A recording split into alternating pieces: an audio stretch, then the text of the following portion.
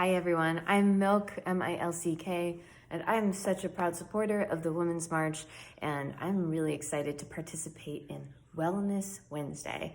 I'm going to be hosting this segment and sharing a bit about how I use songwriting, music, lyrics, and art to help me process all the emotions that come up when we are all digesting the unexpected and the unknown with current events and our personal lives.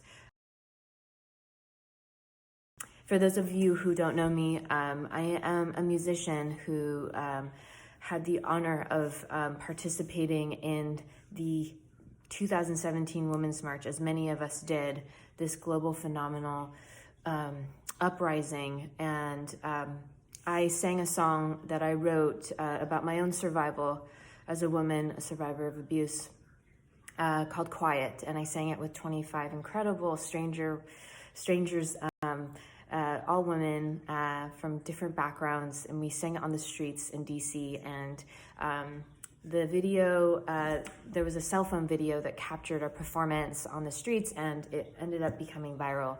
And Quiet, which started off as me and my co-writer's song, Adrian Gonzalez, now has become an anthem of sorts for many of us. So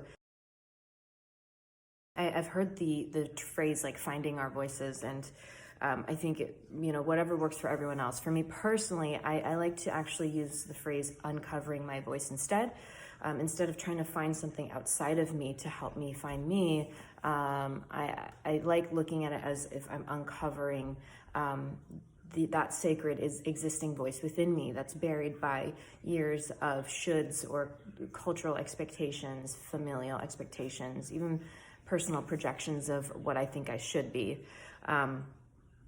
I use music as a way to write myself into existence, and I use music as a way to imagine what kind of person I could be, and I use songs to explore difficult topics. So for example, with Quiet, I was processing the sexual assault that I had experienced as a younger teenager, and also the shame that followed. And I wanted to use Quiet to say all the things that I was too afraid to say in my waking life. And I actually used my ability to dream, and all of us dream, whether we remember them or not. But what I like to do is I keep a journal. By my bed. If I end up having a dream that I remember, I try to jot them down pretty immediately, because as we all know, dreams can just evaporate into thin air after a while. So the more I started interacting with my dreaming state, the more I started understanding the symbolism that my subconscious was creating to communicate with me. In fact, Quiet, I Can't Keep Quiet, those lyrics came to me in a dream. The chorus lyrics, for those of you who don't know, are I can't keep quiet, a one-woman riot, I can't keep quiet. And I can't keep quiet, 4.5 words that changed my life, were also 4 words that I didn't know how to utter in my life. I didn't know how to ask for help, or to say that the things that happened to me were not my fault and that they were wrong. And so when I wrote Quiet with my co-writer, Adrian Gonzalez, I really just let out all of those frustrations and all of that pain. And in the bridge, I say, let it out, let it out, let it out now. There'll be someone who understands. And so because I had a co-writer that understood what I was going through, I felt more courage to say there will be someone who understands. But in the moment when I was writing the song, I didn't know if people would really understand if I shared my story. But I wanted to write that out there and see if I could just believe it, because I do think that there's a power in us writing down our hopes and dreams into words. First, I have been really focused on questions. I think asking questions is a really beautiful art form that I'm starting to really get into. So when I'm in conversation with people, the questions that I ask can help unlock really special parts of the person that I'm connecting with. And I really do see that there's magic in questions. And then, also in private, I also ask myself questions like, why do I feel such intense anxiety right now? Why do I want to go outside and smoke a cigarette and numb my feelings? What's going on in me?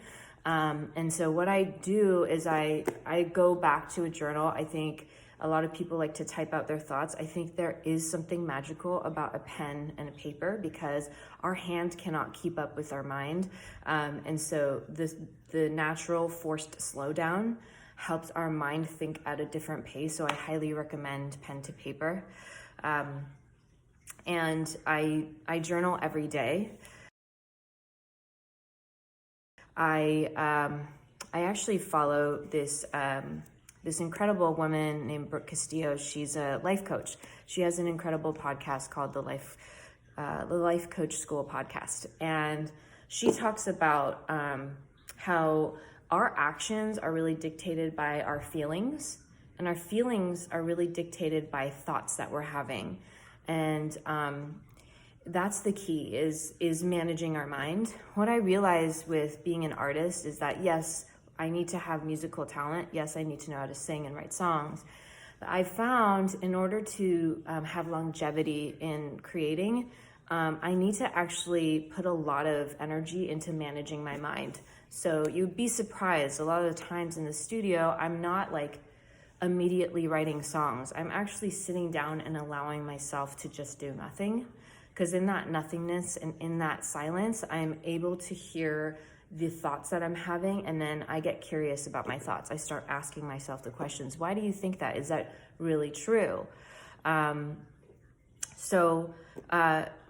example, if I have the circumstance that if the world is starting to close up again because of pandemic, my thought could be like, everything is going haywire again, and that could make me feel hopeless. And the actions that I take after that feeling of hopelessness could be binge eating, it could be numbing out on Netflix, and then the result of that is no art being created. However, if yes, there is an increase of uncertainty with the pandemic during this time, what my thought could be about that is that the world needs more support and healing and art than ever. If that's my thought versus the world is going haywire, like if I choose to think about what the world needs, and then I feel determined to be a part of that movement. And that feeling of determination leads to my action of showing up. And I was thinking about all the things that really helped me be a creator and helped me to process this just really brutal, as Glennon Doyle says, this brutal and beautiful world. My journal, my pen, and me slowing down and taking time to honor my ideas has really been the way that I have found some type of sanity, and forcing myself to go outside. When my lizard brain is telling me that, no, I want to stay on the couch and I want to watch that next episode on Netflix, like I force myself to turn it off so that I go outside and get some wind on the skin, and just walk in silence for a bit, because that's when the ideas really come. And I try to honor those ideas by writing them down immediately. I have another artist friend, and I asked her about her creative process, and she just says she makes herself available for any idea anytime.